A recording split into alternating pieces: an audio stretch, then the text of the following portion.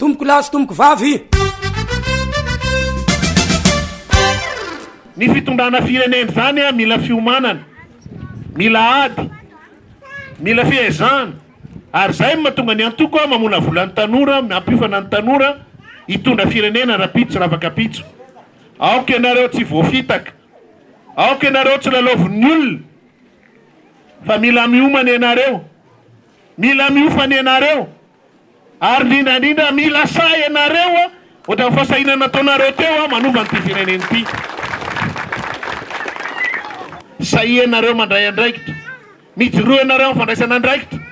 Aza mety zarazarain'ny olona na amin'ny resaka fivavahana, na amin'ny resaka fiaviana, na amin'ny resaka antoko politika maro samihafa, fa ianareo any tompon'ny rapitsony Madagasikara.